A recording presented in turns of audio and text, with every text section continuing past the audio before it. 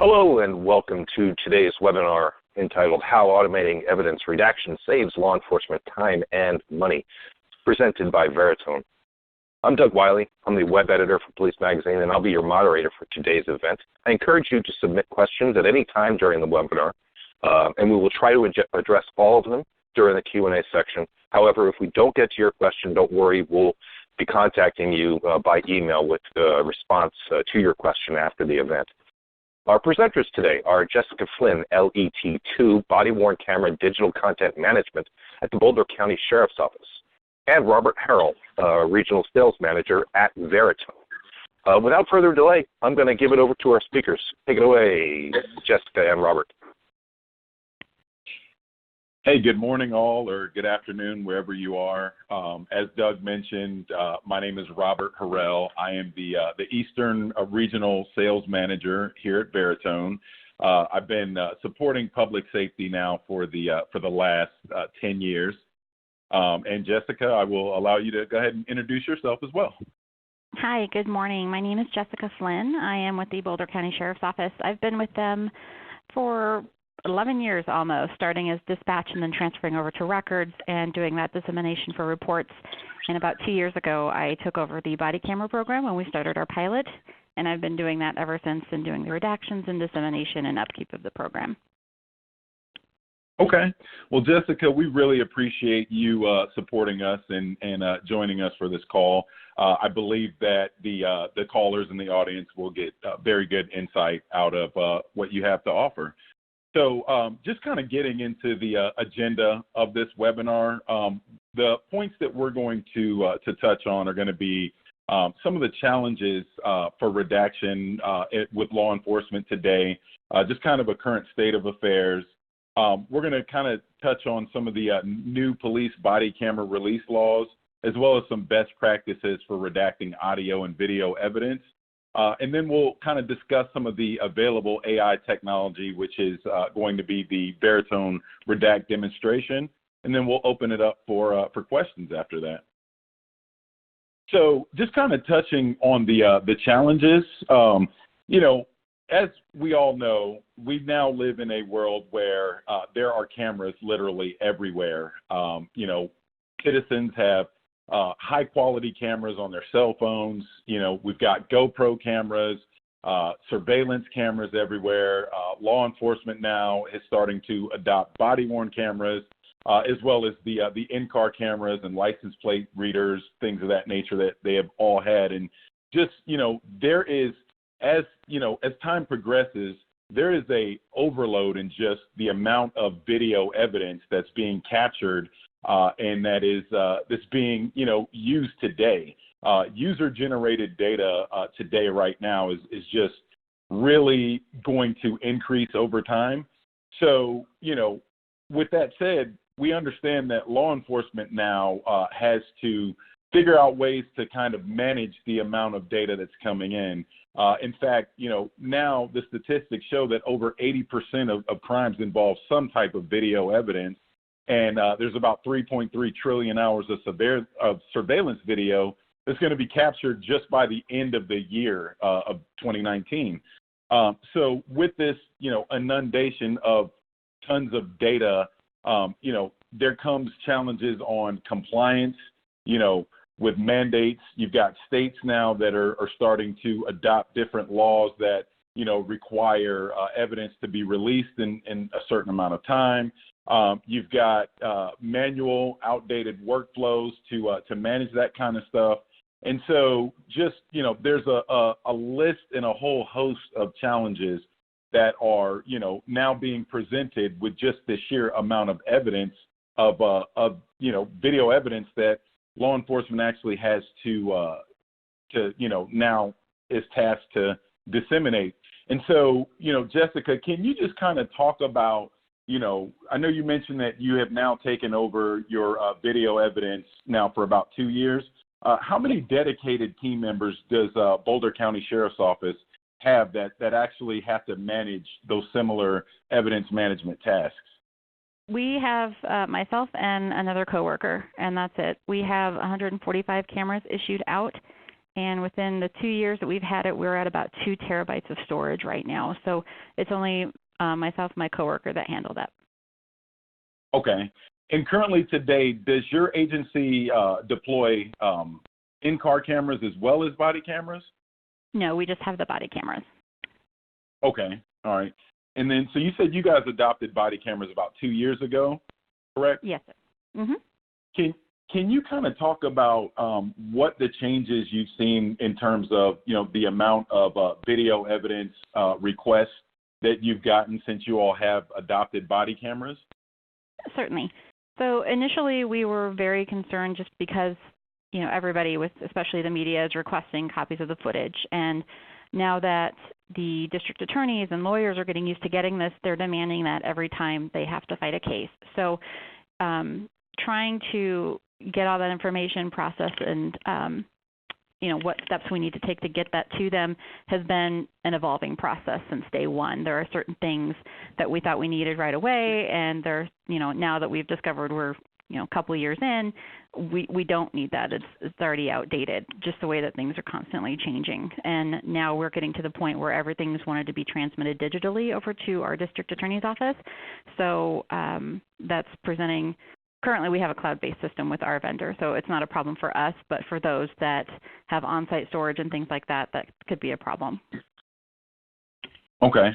And so how do you guys determine right now what evidence goes to the district attorney and who redacts that? So, and just to kind of set that up, certain cities have they have it set up where the agency has to redact all video, whether it goes to whether it's fulfilling a public information request or whether it's an evidence request.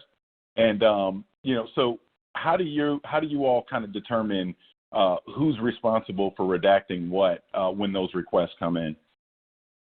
So we currently handle anything that's a felony or a misdemeanor that will go to the DA's office. We automatically transfer that to the DA's. We don't do any redaction before we do that transfer. Anything that would need to be taken out would be done by the DA's office themselves. Any other, as far as evidence process, deputies determine whether they want that to go into evidence, and that has the future potential to go to court should something arise out of that case. Okay. All right. And so, currently, I'm sorry, we're having the slides are kind of shifting, so my apologies there.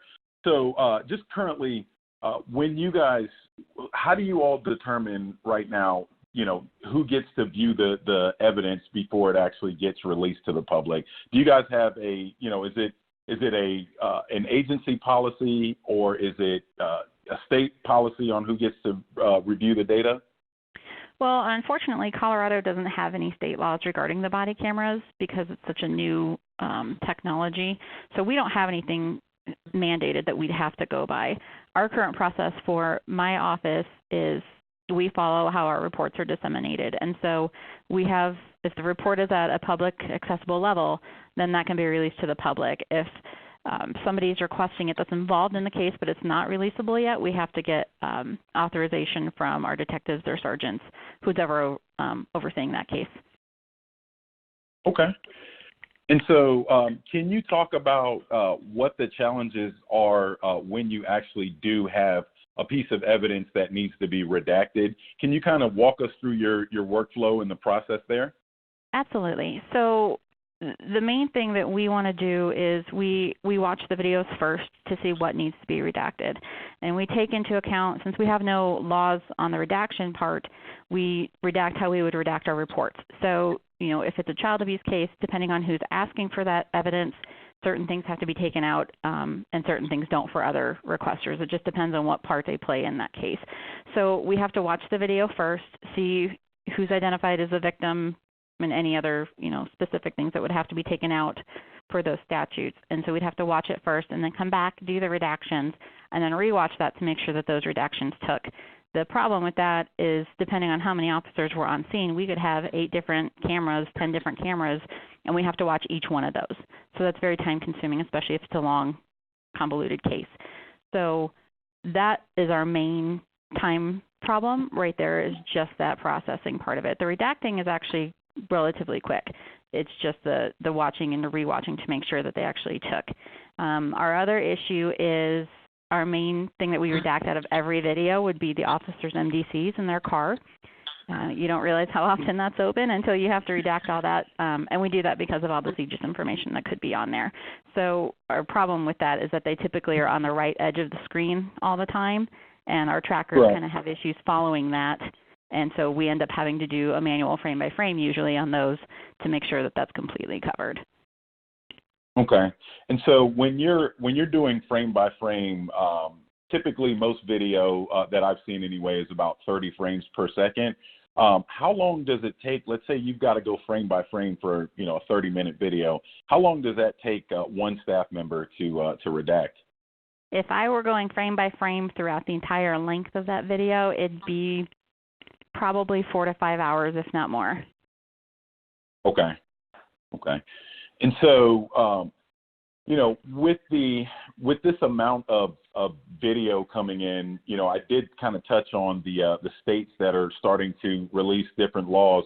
California being one of them. California just released a law, it's State Bill 748, that requires all body cam video of critical incidents to be released within 45 days. So obviously that's a ton of video that would need to be released. If Colorado were to adapt a similar law today, what changes would your agency need to make to adjust to that law? We would really need to get the process of publicizing their report level a lot faster. That typically, with our caseloads, it just depends. The higher priority case gets that first come, first serve status. So we'd really have to get that narrowed down and updated in that process.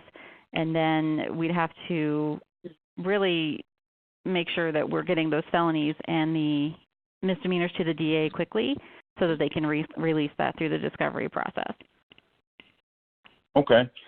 So how do you all currently handle chain of custody when you do have to release any redacted video? So any videos that we get in, when the deputies hit the button on their camera, it uploads into our cloud system. They can't delete it off their camera.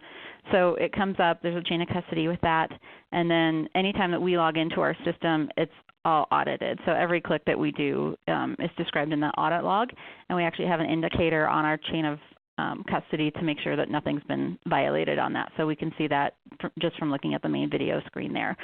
So once we redact that footage, we typically would put that out to a disk, if it was going to the public, flash drive or disk, and then we'd release that too.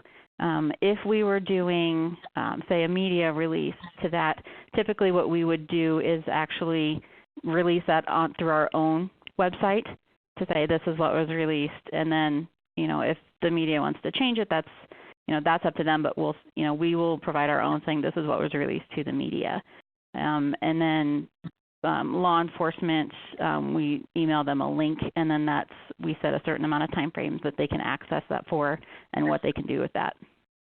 Can you touch on some of the best practices that if you were to have to reestablish your redaction policies just based on the challenges that you've had to meet and in the last 2 years that you've adopted body cameras and that you've been managing video evidence, can you kind of touch on some of the best practices that you need to set up, in order to have an effective program?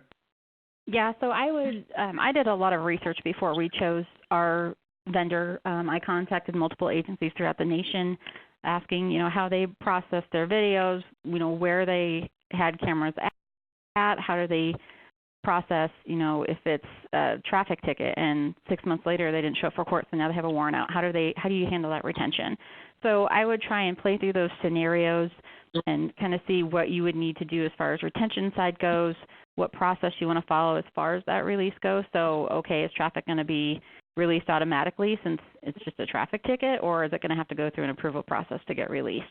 And then to also just get clarification when you can. So use your resources. If you don't know, what needs to be taken out, contact the next agency over and see what they do, or do a Google search and see who has your vendor and go through, see what kind of recommendations they can do. And then my best practice for me is I can always re-release it if I redact too much. So if I'm not sure and I can't find my answer, I'll redact it, and then I can always go back and undo that if that's the case. So basically just to make sure that you're covered, and then follow your best practices of your agency with that as well. Okay. All right. So, so what we'll do is just kind of go into why the automation piece of redaction should be something that agencies should really consider. Again, we did touch on the fact that, there's cameras everywhere. If you're not having to do a lot of video redactions, just as time progresses, with this much, video evidence being submitted as a part of the day-to-day action the day-to-day activities that law enforcement has to undergo now, automating that process is something that, should be something that you should consider upfront. So with that said, we'll just kind of talk about Veritone here and why an AI-powered application for redaction could be beneficial. So just kind of back up a little bit, we'll talk about Veritone. We are a full-service artificial intelligence company. We have clients in the media space currently, like the NFL, the NCAA, iHeartMedia. Larger corporations actually trust our cutting-edge AI solutions to extract information and intelligence from their data faster. The benefits, of course, of artificial intelligence is it allows you to do a lot more faster with AI. Things like searching, extracting information, translation of data, language processing.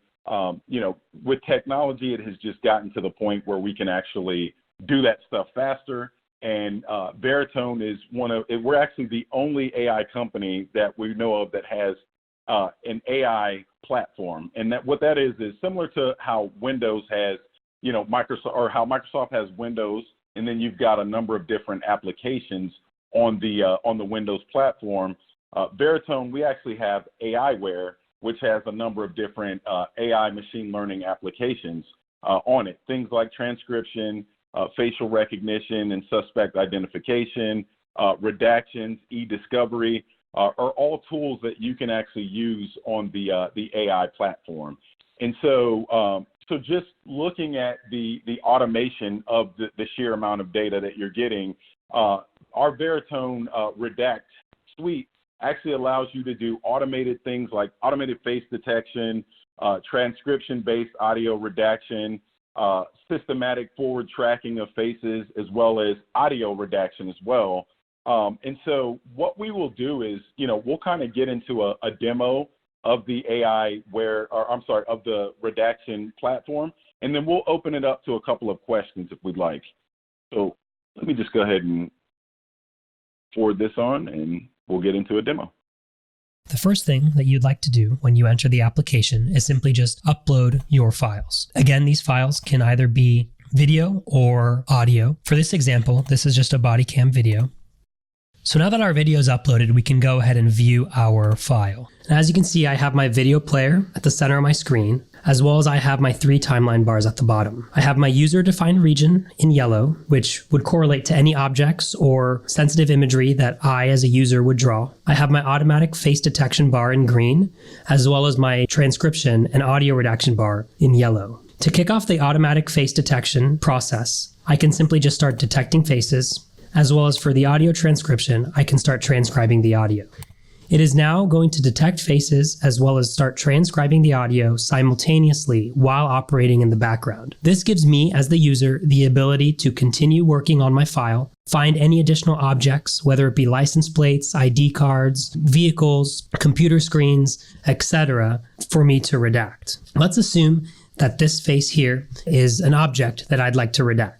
I can simply click and drag and create a box around my object. Now I have the ability to track this either forward in time or track it all time. The biggest difference between these two is tracking all time takes into account subsequent and previous frames. The tracking in time capability is essentially pixel tracking. So as our object moves across the screen, our yellow box will stay with our object. So as you can see, now that my face detection process has completed, I now have all the faces that were detected visible for me to review on the right-hand side. I can go in and via the thumbnail, select or deselect the faces that I would like to redact. I can select the faces here. I notice that this is a hand and this is a hand, so I want to leave those unchecked. And as I continue to select my faces, I noticed the automatic face detections are now visible in my head detection bar. I now notice that the redactions are visible to me in my automatic face detection timeline bar. For a more granular view, I can simply click into the timestamps to determine if I would like to redact that selected portion. I have the ability to review by simply selecting or deselecting and determining if I would like to redact that face. For audio, all I have to do is simply jump into the audio tab, and now I have a full transcript of every spoken word that is said. If I were to start the video from the beginning, I will notice that the video plays along karaoke style. Vehicle peacefully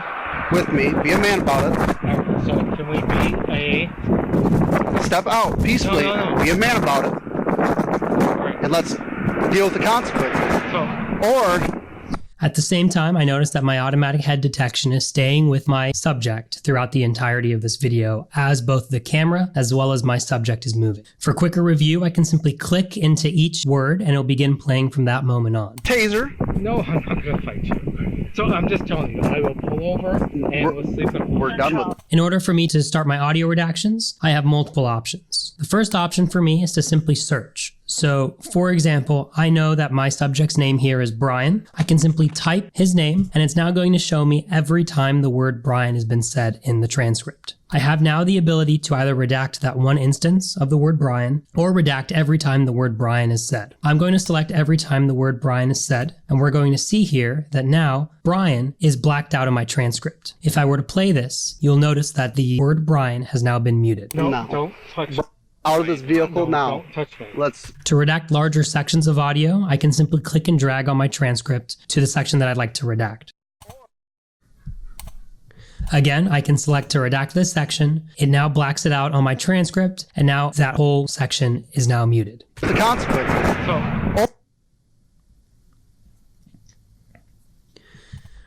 My third option to redact my audio is through a simple timestamp. So if I want to redact from, let's just say 44 to 48 seconds, I can simply select that time. It shows up in my audio transcript bar, as well as my transcription now shows the correlating redacted audio. Now let's say I'm happy with the redactions that I've made to this video.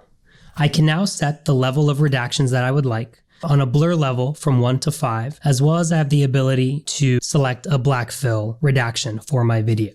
Once I'm happy with my settings, I can simply just redact this file. What it's doing now is it is burning the blur or the black fill onto the video, as well as hard muting the audio. So now that our file has finished recording, it now lives in this redacted files tab at the very top. And here I have the ability to view my finished product. Vehicle with me. Be a man about it. And I can determine if I completed my redactions or if I missed anything. If I missed anything, I can always jump right back into my results tab and continue redacting or unredacting as I see fit. The download button allows me to download my file in an MP4 format, as well as it will automatically give me a chain of custody audit log. On that log, I will have the user who logged in. I will have the action that that user committed, the date and timestamp of that action, as well as the digital hash of the video to ensure that no changes have been made to the video. And so, again, it's important to note that the benefit in artificial intelligence is not only being able to automate processes so that your employees or your users can do things faster, but also in the machine learning aspect of it. When you're using machine learning algorithms, they only get better and stronger as you use them more, which gives you predictive effectiveness. So you can imagine that, you know, the more you actually use it, the better that the algorithm is going to get. So with that said, I will go ahead and open it up to any questions that anyone has.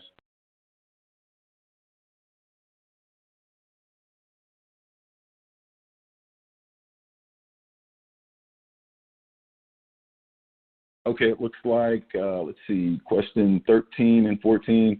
13 is what value would Veritone offer versus the evidence systems often attached on body cameras? I believe they have redaction capabilities as well. So that is correct. There are a number of different applications out there that do have redaction built in. The AI piece is what really the value is going to be. We have an AI application, a machine learning platform that allows you to not only do automated AI redaction, but also you can take that same evidence, and if you needed to process it to identify a suspect, you can do that as well. If you needed to do transcription, e-discovery, any other pieces that you need that have an AI algorithm that's actually getting stronger and better with time, that is the benefit to using the Veritone platform. And I believe, number 14 says officers download video directly into the Veritone cloud. So that's a good question. I think that's Jennifer from National Park Service. So yes, we are currently on the Amazon Web Services government cloud, and within the next few months, we'll be available on the Microsoft Azure cloud as well.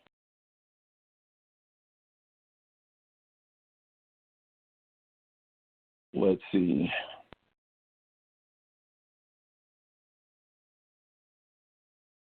And we've got a few other people from Veritone that are on. If you see any questions that you'd like to jump in and answer, feel free to. Let's see.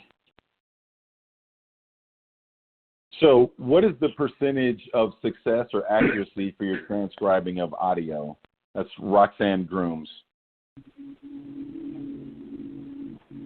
Michael, do we want Ben to answer that question, or do we want me to answer it? How do you want to proceed? This is Ben. I can take that question. So the transcription is actually a very mature category when it comes to artificial intelligence. And so we found that transcription, in terms of the accuracy and using that for audio-based redaction, is very good. It gets you to the point where you can search and find your content to then select that portion of the video for redaction or audio. And so it's hard to give a quantifiable percentage because obviously it's based on the quality of the incoming audio or video evidence, but it is very mature in terms of that category. We've had a lot of good success with it. So hopefully that answers the question. Okay. And then Mark Montano from Hillsborough County Sheriff's Office asked the question, what video file formats can be ingested? So the Redact application supports all standard video file formats, whether it be MPEG-4 or some more common Windows types of formats such as AVI and other ones. What happens with the Redact application is those formats all come in, and at the end of the day, once you're done with the redaction process, it will allow you to download that file in a standard MP4 format, which makes it more easily shareable. So if you do run into any sort of format that we don't support right out the box, we can work with you to see what can be done to make that more easily ingestible. But we haven't had any issues as far as different types of video file formats. Okay. And so Rob Coley from Shawnee Township had two questions. One is a cost question. The other is a cost question as well. Rob, we will reach out directly to you to address those questions. If you're okay with that, we'll send you after we conclude the webinar. Any pricing questions, we'll be happy to contact you and discuss. So number 19 is, does Veritone work on video that is on DVD or CDs, or is it just body-worn camera videos? That was a question from Melissa Peabody at Marion County Sheriff's Office. Ben, did you want to take that? I'm sorry. Sure, I'd be happy to. So the medium as far as where that video is coming from, whether it's a DVD or CD or a flash drive or a file on your computer, smartphone, it doesn't really matter. Because at the end of the day, you're taking that audio or video file and you're uploading that into the Redact application. And so as long as the file is in a format that can be readable and uploadable through a web browser, it can be used. And so that covers virtually every scenario. Okay. And so Christopher Ivy from Coconino County Attorney had a question, and that was how does the auto detection work in low light settings? I've had issues with Axon when ISO spikes in low light settings, especially when subjects farther away from the camera. So Ben, I think maybe you would be able to answer that one. Sure. So that's a great question. It obviously is not going to work as well as in more ideal lighting conditions, but we've had a lot of good luck with the automatic face detection because the algorithm we use isn't just based on looking for a face with typical facial features like eyes and a nose and a mouth, etc. It actually is a head-based detection. So it can actually look for the torso of a body or a portion of it, and it'll still track based off of that. So we've had a lot of good luck just because we're not purely relying on a face and a visible face itself. Okay. Thanks, Ben. Next question is from Mark Montano at Hillsborough County Sheriff's Office. He said, is this a cloud-based application or PC-based? So, Ben, I will take this question, but if you want to add some color to it, feel free to. So today, this is a cloud-based platform. However, we do have, so right now we are on the Amazon Web Services GovCloud. In a few months, we are looking to be included in the in the Microsoft Azure GovCloud as well. Yep, that is correct. And we've run into scenarios where you might need a hybrid or an on-prem type of deployment. So there are options available to consider for that as well. But our standard deployment, as Rob has mentioned, is a cloud-based deployment, and either the AWS GovCloud or coming soon the Microsoft Azure GovCloud. Okay. We will go to question 24. So question 24 is by Carl Nurnberger from Erie County DA's office. And Carl asks, does the system differentiate between officer and suspect when creating audio transcription? The answer to that is no. It will just transcribe all the audio that's actually in the video. So you'll be able to go in and actually manually determine who said what there.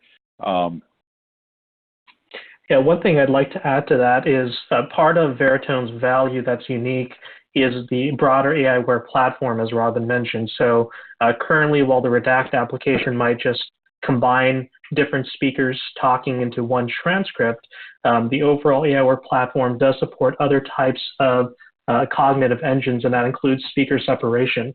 So in the roadmap itself, it's very possible that Redact would have the ability to do speaker separation where you can actually see speaker 1 versus speaker 2 and being able to do the audio-based redaction on that. So again, that's kind of the advantage Veritone has, is we can leverage in not just basic transcription or facial detection and other types of AI tools, but we can start bringing together all of the different tool sets we have available. Okay. And then Mike Lattimore at Northland Capital has asked the question, what has Veritone's experience been in terms of time saved versus traditional processes? So when it comes to having to do frame-by-frame redaction, which a lot of tools are still manual, we've heard it can take anywhere from 8 to 10 hours sometimes to redact, a full video.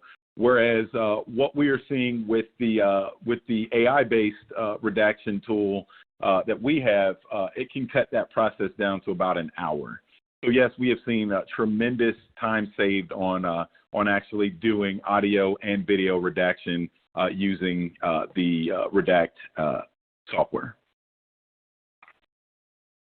Yeah, the other thing to consider is that with traditional methods, you often need to have highly trained staff who have a video editing background. You might be doing frame-by-frame editing in something like Adobe Premiere. And so oftentimes you're limiting the learning curve to certain individuals within the agency who can do that. With the Redact application, we really want to make it accessible so someone can learn the product in about 15 minutes and just start using it. And so it really makes it a lot more simple and user-friendly for someone without that video editing background and experience to pick up and start using. Okay. And so Nelson Ruda from PRC Corp asked the question, who are your currently local and state law enforcement agency, who are your current local and state law enforcement agencies in the East Coast that are using the Veritone products? So that is a question that I believe we can actually answer offline here. We can get back to you on that one. Let's see. David Akerson asked the question, can the redaction process run across multiple videos? So if I select a facial image, can that search look for that image in hundreds or thousands of videos? I believe that's a question for you, Ben. So the Redact application itself is one video at a time, but I can definitely see that use case being helpful. Again, kind of alluding to the broader aiWARE platform, we do have other applications. For example, we have one called Discovery, which allows you to take facial recognition, for example, and take a face that you've detected or picked out from a video, and you can actually run a search across all your other video content to find instances time correlated where you can say, okay, this face appeared at the 30-second mark on this particular video and that video. And so within Redact itself, it doesn't currently support that functionality. But again, looking at the larger aiWARE platform, you do have the ability to start bringing in additional applications as part of a multi-app solution to then satisfy that requirement. Okay. And so we've got we've got about 20 minutes left. Does anyone else have any other questions that they'd like to submit? Well, I'd like to jump in and ask a couple of questions here. I'd like to learn a little bit more about the transcription-based audio functionality. Like, how does that work? Sure, so I can take that. The demo video kind of went over it. What happens is you run the audio transcription on your video or audio evidence that you've uploaded to Redact, and what it's going to do is recognize all the spoken speech and convert that into searchable text. And so as you saw in the video, you have the ability to then search for any words or phrases you'd like to look for. Again, you're really focusing in on personally identifiable information. So whether that's a name of a person or an address, a phone number, any data that would be personally identifiable information you'd like to obscure from the final redacted video, you can then search and find and redact all the instances of that. Or you can also manually click and drag and just select a portion of the transcript that you know you'd like to redact, and then you can redact that as well. And so once that redaction process is complete, what it's going to do is mute that portion of the audio from the final resulting video. Okay, interesting. Yeah, so we found that we've gotten a lot of great feedback from users who are doing kind of traditional audio redaction versus what we have, because with traditional audio redaction, you're looking at maybe the wavelength of the thing and you're trying to look and just listen second by second to find these words that need to be redacted out. Whereas if you have the entire transcript right in front of you, it makes it so much easier to scan quickly through hours of content and quickly redact what you're looking for. So it's a much faster process. And Ben, you, I think, basically touched on this earlier, but I kind of want to recircle back to it. You're essentially vendor agnostic with regard to the camera platforms that you work with, right? That is absolutely correct. Yeah, okay. Well, if we don't have any further questions, Jessica, do you have anything further to add? No, sir, I do not. Okay. Well, thank you very much, everyone, for dialing in here and taking your time to listen here. If I do realize there were some questions that we were not able to answer. That we're going to do so privately and offline. Hope you enjoyed the presentation. Thank you again, Jessica Flynn and Robert Harrell. Ben, thank you for your contribution to today's presentation, and thank you, everyone, for joining us.